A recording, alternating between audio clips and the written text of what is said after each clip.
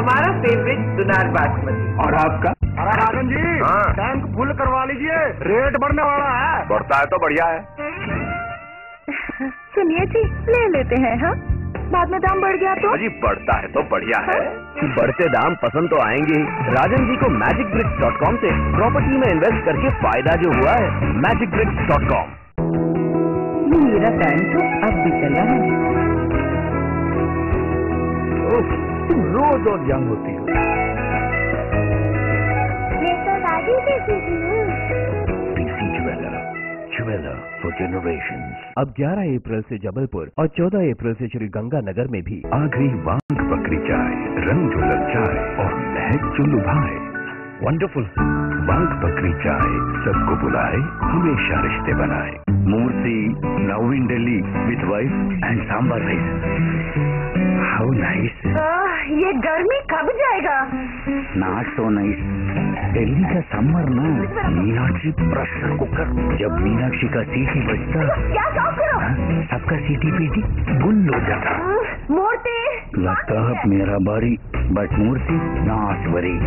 मेरा Voltas always racy, इसका insta cool compressor instant cooling करता। और super dust guard active dehumidifier and intelligent heating दे comfort all year round. Meenakshi now cool and nice.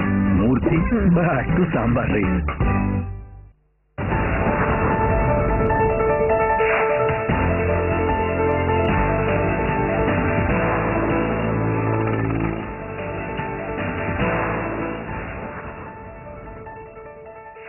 स्वागत है आपका एक बार फिर। अगले दर्शक हमारे साथ हैं दिल्ली से मुनीश गुप्ता। मुनीश बताइए, क्या है आपका सवाल?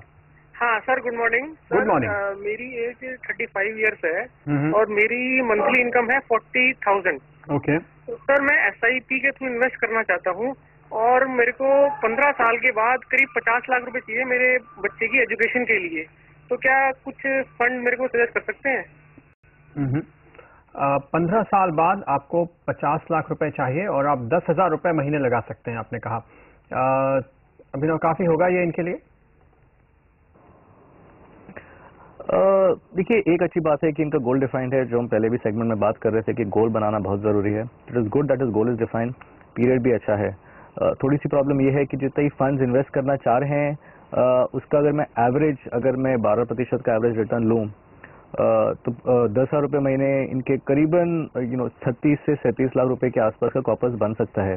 अगर मैं थोड़ा सा अग्रेसिव होता हूँ, अगर मैं 15% का अगर एंटिसिपेशन करता हूँ, जो पॉसिबल है, मैं नहीं कह रहा पॉसिबल नहीं है, पर हम रिकमेंड नहीं करते बिकॉज थोड़ा सा aggressive kind of an expectation होता है। पर अगर 15% का मैं एक्सपेक्ट कर रहा हूँ रिटर्न मेरे इन्वेस्टमेंट के ऊपर, तो ये करीबन 45 लाख के आसपास पहुंच सकते हैं। मेरे हिसाब से इट इज सेफ कि अगर ये इन्वेस्टमेंट 10,000 से बढ़ाकर 13,000 के आसपास या 14,000 के आसपास ले जाएं, तो ये सेफली 12% के हिसाब से इनका रिटर्न, इनका कॉर्पस बन सकता है 50 लाख का जो इनका टारगेट है। मैंने इनके लिए एक लार्ज कैप पोर्टफोलियो डिजाइन किया क्योंकि मैं समझ रहा हूँ कि इन्होंने पहले इन्वेस्ट नहीं किया, तो थोड़ा सेफली भी जाना चाहेंगे। तो मैंने इनके लिए 4 फंड रिकमेंड करे हैं जो प्योरली लार्ज कैप फोकस हैं। ICICI focus blue chip fund है जिसमें ये 25% अपना एलोकेशन रखें। IDFC क्लासिक इक्विटी फंड है जिसमें ये 25% का ही एलोकेशन रखें। HDFC टॉप 200 और DSP BlackRock टॉप 100 में 20% का एलोकेशन रखें। 10% एज ऑलवेज सजेस्टेड गोल्ड में भी इन्वेस्ट करें। बट अगर अमाउंट बढ़ाएं तो डेफिनेटली ये पीरियड में अचीव कर सकते हैं बिकॉज, और अगर एवरेज भी बढ़ा सकते हैं, तो अगर आज 10,000 कर रहे हैं, अगले साल अगर 11,000 करें, फिर उसके अगले साल 12,000 करें, तो एवरेज भी अगर बढ़ता रहेगा तो कॉर्पस अचीव करना कोई मुश्किल बात नहीं है। ओके, तो ये तरीका आपके लिए कि धीरे धीरे करके अपना निवेश बढ़ाएं। 10,000 रुपए काफी नहीं है, थोड़े ज्यादा पैसे आपको लगाने होंगे। शुक्रिया अभिनव आपका हमारे लिए आज वक्त निकालने के लिए। और आपको बता दें कि आज नरेंद्र मोदी कोलकाता पहुंच चुके हैं और वहां के कारोबारियों के साथ बातचीत कर रहे हैं। जब राज्य कुछ अच्छा करे तो क्रेडिट लेने के लिए तो भारत सरकार उछल करके निकल के आ जाती है मैदान में, क्योंकि आखिरकार राज्यों के परफॉर्मेंस के टोटल से तो दिल्ली का परफॉर्मेंस दिखने वाला है।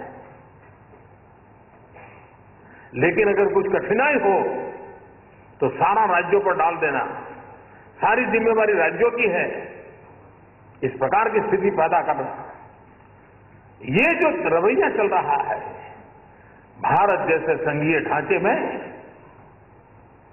ये देश की एकता और अखंडितता के लिए भी मैं समझता हूं गलत रास्ता है।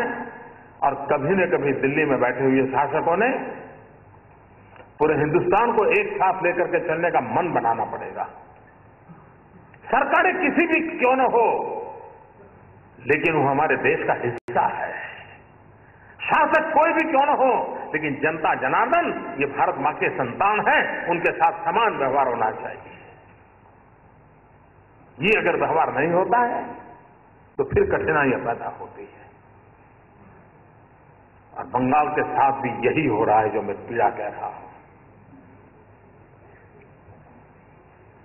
हमारी शायद झेलने की ताकत ज्यादा होगी, लेकिन यहां 32 साल पर तक ऐसे अनेक रोग लग चुके हैं कि झेलने की ताकत भी कम हो गई यहां पर।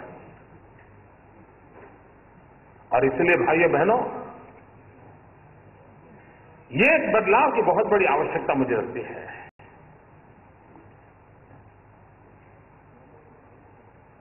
कुछ लोगों को लगता है कि क्या देश हमारा ऐसे ही जाएगा। भाइयों बहनों, मैं बहुत आशावादी व्यक्ति हूं। मैं सिर्फ आशा नहीं, मैं बड़ा विश्वास रखता हूं।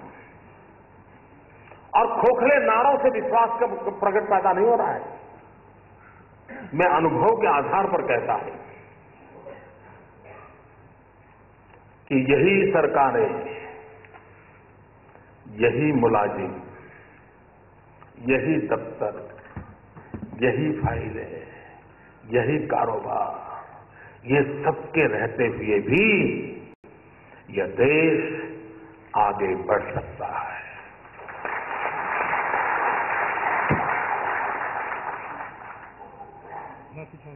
लोग गुजरात के औद्योगिक विकास की चर्चा करते हैं। दूसरी तरफ हिंदुस्तान में औद्योगिक विकास और कृषि, इस दोनों के सामने सामने लाकर के खड़ा कर दिया है दिल्ली सरकार ने खास।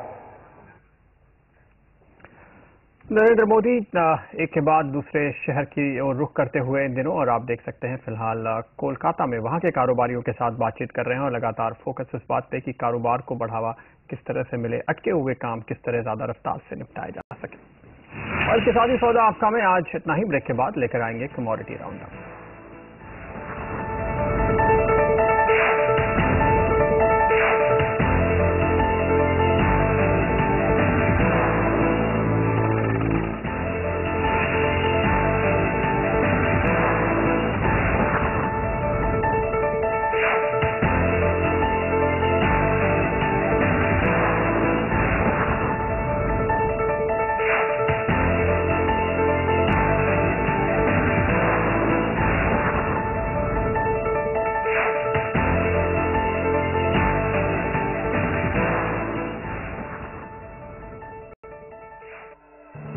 सौदा आपका के प्रायोजक हैं